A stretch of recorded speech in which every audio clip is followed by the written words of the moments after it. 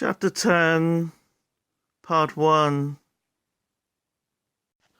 She woke in a blizzard, or such was her first impression.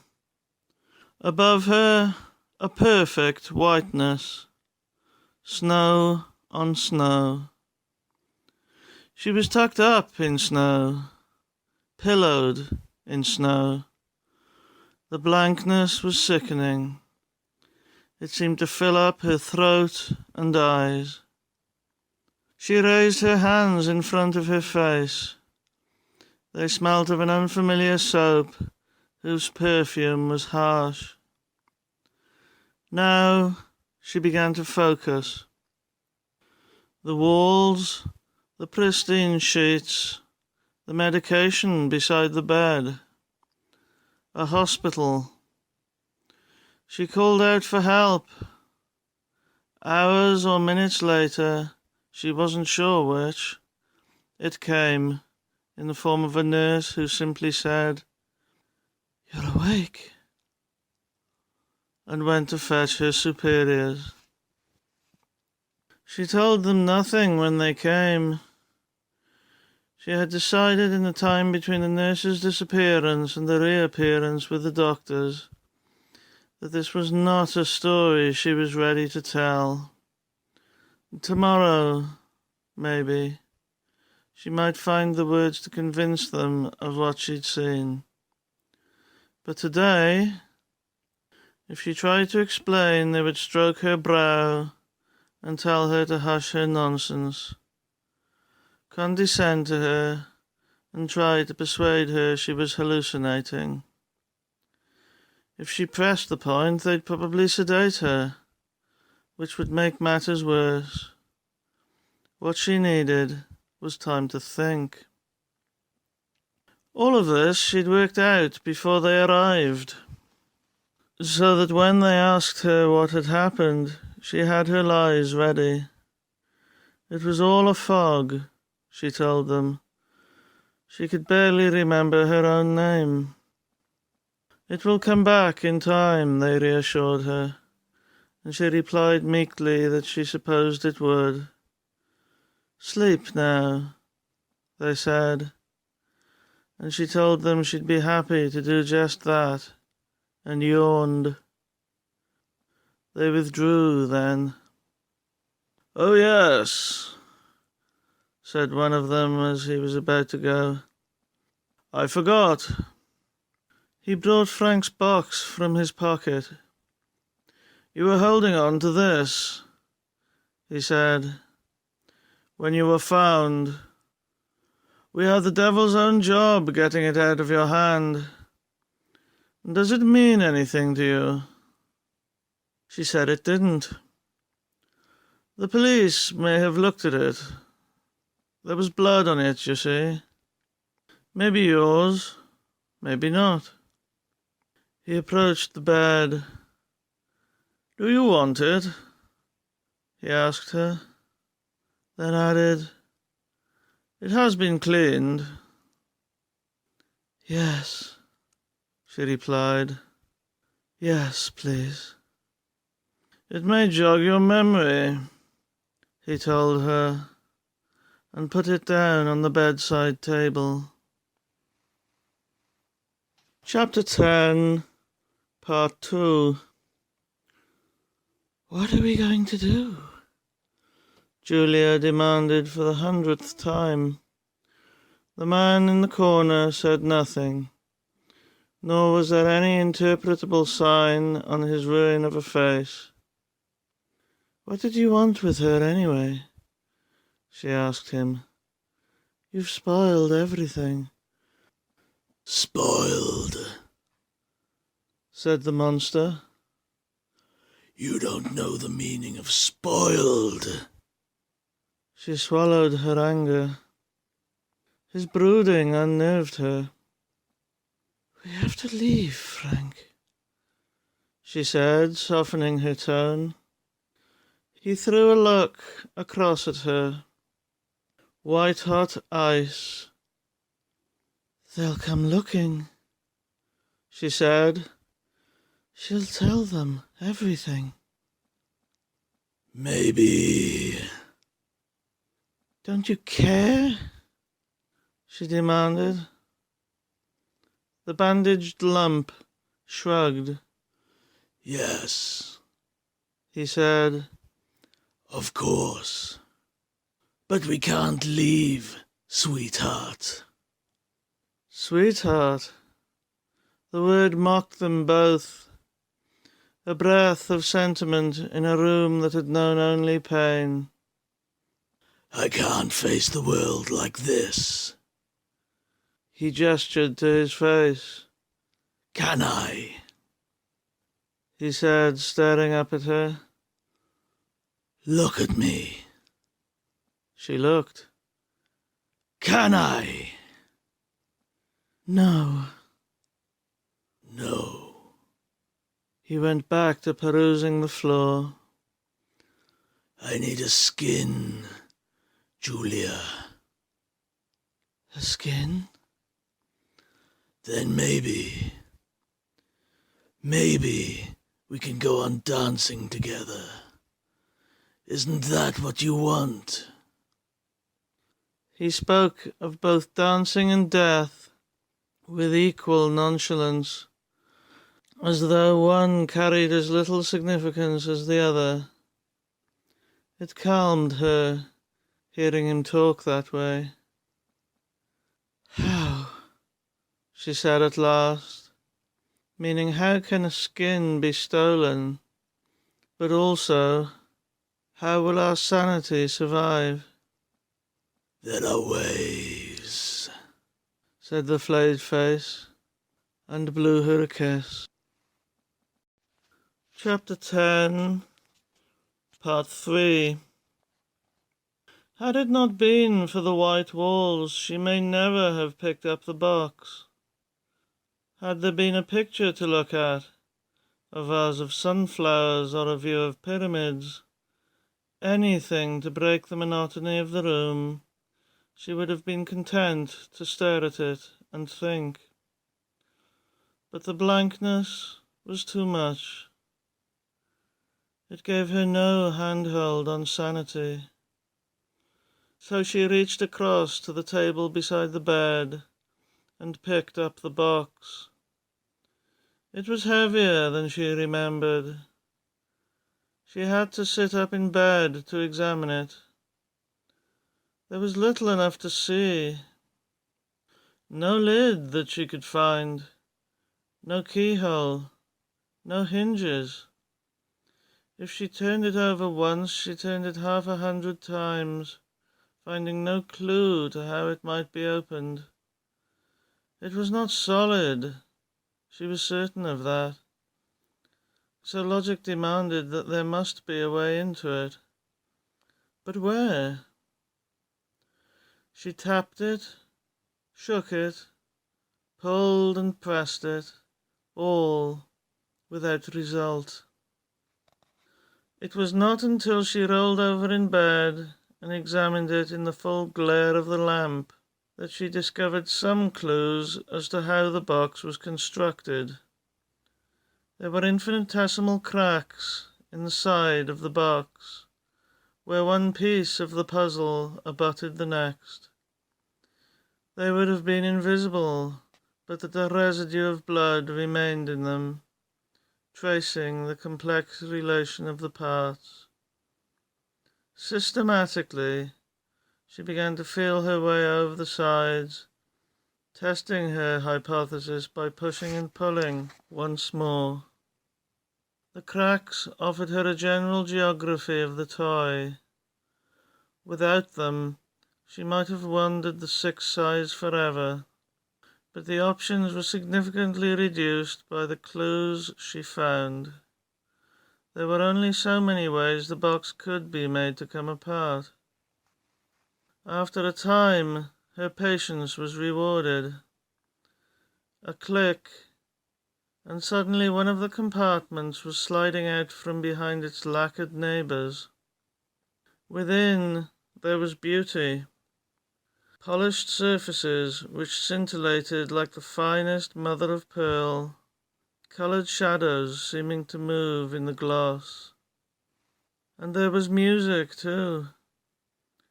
A simple tune emerged from the box, played on a mechanism which she could not yet see. Enchanted, she delved further. Though one piece had been removed, the rest did not come readily. Each segment presented a fresh challenge to fingers and mind, the victories rewarded with a further filigree added to the tune. She was coaxing the fourth section out by an elaborate series of turns and counter-turns when she heard the bell. She stopped working and looked up. Something was wrong. Either her weary eyes were playing tricks, or the blizzard-white walls had moved subtly out of true. She put down the box and slipped out of bed to go to the window. The bell still rang, a solemn tolling. She drew back the curtain a few inches. It was night and windy. Leaves migrated across the hospital lawn. Moths congregated in the lamplight. Unlikely as it seemed, the sound of the bell wasn't coming from outside. It was behind her. She let the curtain drop and turned back into the room. As she did so, the bulb in the bedside light guttered like a living flame. Instinctively, she reached for the pieces of the box. They and these strange events were intertwined somehow. As her hand found the fragments, the light blew out. She was not left in darkness, however, nor was she alone. There was a soft phosphorescence at the end of the bed, and in its folds a figure. The condition of its flesh beggared her imagination. The hooks, the scars. Yet its voice, when it spoke, was not that of a creature in pain. It's called the Lemashand configuration, It said, pointing at the box. She looked down. The pieces were no longer in her hand, but floating inches above her palm. Miraculously, the box was reassembling itself without visible aid, the pieces sliding back together as the whole construction turned over and over. As it did so, she caught fresh glimpses of the polished interior and seemed to see ghosts' faces, twisted as if by grief or bad glass, howling back at her. Then all but one of the segments was sealed up, and the visitor was claiming her attention afresh. The box is a means to break the surface of the real, It said, a kind of invocation by which we Cenobites can be notified. "Who?" she said. You did it in ignorance, The visitor said. am I right? "Yes," It's happened before, came the reply. but there's no help for it. No way to seal the schism until we take what's ours. "This is a mistake." Don't try to fight. It's quite beyond your control. You have to accompany me. She shook her head. She'd had enough of bullying nightmares to last her a lifetime. "I won't go with you," she said. "Damn you, I won't." As she spoke, the door opened. A nurse she didn't recognize, a member of the night shift, presumably, was standing there. "Did you call out?" she asked. Kirsty looked at the Cenobite, then back at the nurse. They stood no more than a yard apart. "She doesn't see me," it told her, "nor hear me. I belong to you, Kirsty, and you to me." "No," she said. "Are you sure?" said the nurse. "I thought I heard—" Kirsty shook her head.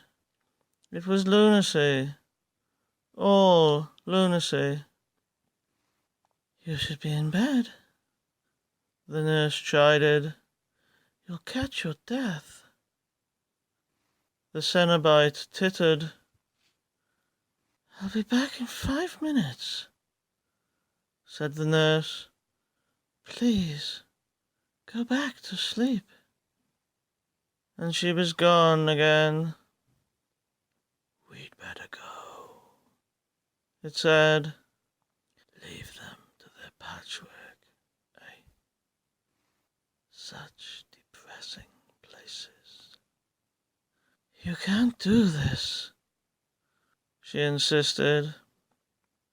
It moved towards her, nevertheless. A row of tiny bells, depending from the scraggy flesh of its neck, tinkled as it approached. The stink it gave off made her want to heave. "Wait," she said. "No tears, please. It's a waste of good suffering." "The box," she said in desperation. "Don't you want to know where I got the box?" "Not particularly." "Frank Cotton," she said.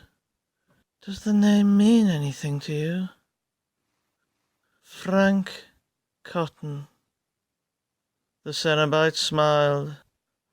"Oh, yes, we know Frank. He solved the box too. Am I right?" "He wanted pleasure until we gave it to him. Then he squirmed." "If I took you to him—" "He's alive, then." "Very much alive." "And you're proposing what? That I take him back instead of you?" "Yes, yes. Why not? Yes." The Cenobite moved away from her. The room sighed.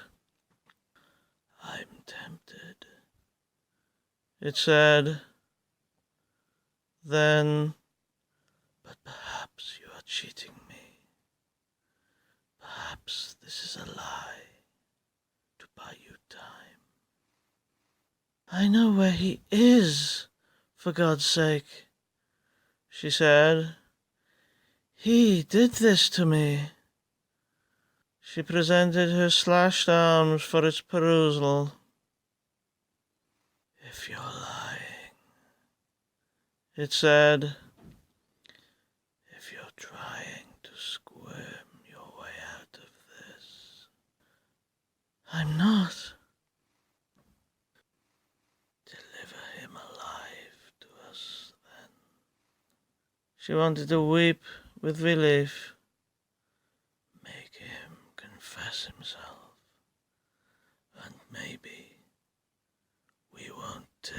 your soul.